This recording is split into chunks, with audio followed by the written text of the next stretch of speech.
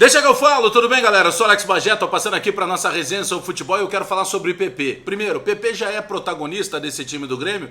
Eu penso que sim, mas eu quero saber a tua opinião. E segundo, vamos falar da lista aí dos europeus que nos últimos dias alguns sondaram e outros mandaram proposta para o Grêmio porque tem países diferentes da Europa querendo contar com o futebol do PP. Será que ele sai? Será que ele segue sendo o protagonista do Grêmio? É sobre isso que a gente vai falar. Antes, dá o like no joinha, dá o like e o joinha no vídeo para fortalecer a resenha, te inscreve no canal, espalha nos grupos de WhatsApp e aperta o sininho para receber as notificações. Primeiro, tá? Para deixar o torcedor um pouco mais tranquilo. O PP tem contrato com o Grêmio até dezembro de 2024. Esse é um ponto. Tem uma multa pesada, tem toda aquela parte de proteção que o clube acaba fazendo. O PP não faz tanto tempo assim que é um jogador que começou a ser utilizado no time principal. A estreia do PP no time do Grêmio, ela acontece em 2017, ou seja, em 17 ele entrava, saía, 18 ele eventualmente jogava, 2019 ele começou a passar a entrar mais no time, e inclusive parte do torcedor já pedia, inclusive, que mesmo com o Everton Cebolinha fosse mantido o Cebolinha na esquerda e o PP pudesse, quem sabe, tomar o lugar do Alisson pela direita, mas efetivamente com a saída do Everton Cebolinha, o PP herdou essa vaga. O PP é um jogador valorizado no Grêmio junto ao seu torcedor e ele tem alguns números muito interessantes. Por exemplo, o PP recentemente teve lesão muscular, ficou afastado um longo período, longos jogos, muitos jogos do time do Grêmio. Mas se vocês pararem para pensar, os últimos 3 jogos que ele entrou em campo ele marcou.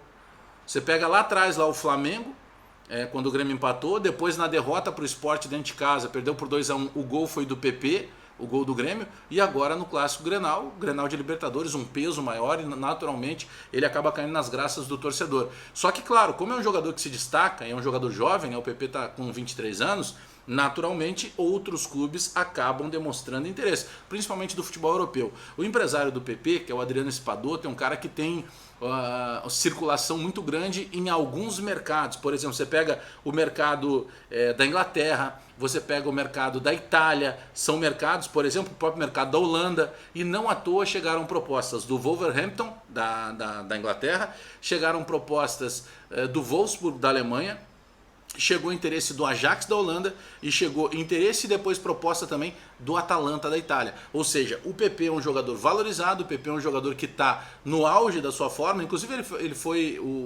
o jogador destacado para a entrevista coletiva de ontem e chamou a atenção a maturidade do PP, né? Deixando muito claro que primeiro ele sabe que ele tem que conquistar o espaço dele no Grêmio, que ele sabe de todas as propostas, sondagens, mas que a cabeça dele está no Grêmio. Falou com uma maturidade muito interessante, de um menino que sabe que está recebendo finalmente uma oportunidade de ser efetivamente um titular do Grêmio e aproveitou essa oportunidade. E o PP tem várias características parecidas com as do Everton, parecidas, não iguais.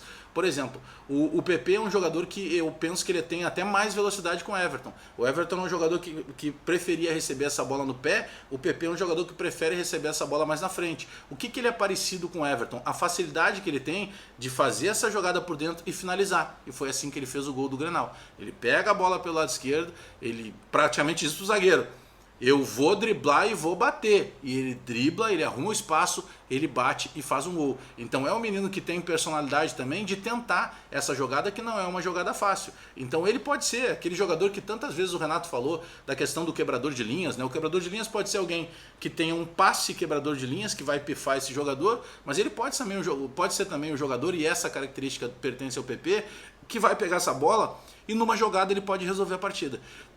Tem um outro detalhe. Quando o PP teve na seleção pré-olímpica no ano passado, o PP não era titular da seleção pré-olímpica e ele foi um dos principais artilheiros e ele foi um dos principais destaques, porque toda vez que ele entrava, ele causava um terror entre os zagueiros adversários, porque o PP é aquele cara que não tem medo de errar. O PP é o que a gente chama na linguagem do futebol de atrevido, sabe? É aquele cara que pega a bola, vai para cima dos zagueiros, vai para cima do adversário e vai buscar o espaço dele de alguma maneira. Então eu penso que apesar de garoto, ele conseguiu compreender muito bem essa maturidade dessa transição, que ele sai de um jogador que era apenas uma alternativa para entrar no segundo tempo, para hoje ser efetivamente um titular do Grêmio, e mais, um titular que o torcedor deposita muitas muitas esperanças. Como a gente sabe que a questão do mercado também acaba regulando o futebol, eu lembro que um pouco antes da venda do Everton Cebolinha, numa entrevista à Rádio Bandeirantes, eu perguntei para o presidente Romildo Bolzan Júnior: presidente, as propostas estão chegando pelo Everton Cebolinha e pelo PP. Tem possibilidade que os dois saiam ou o senhor negocia só um? Ele disse: não, se um sair, o outro não sai. Ou seja, ele confirmou a proposta dos dois. E inclusive a possibilidade de que o PP tivesse saído e não o Everton.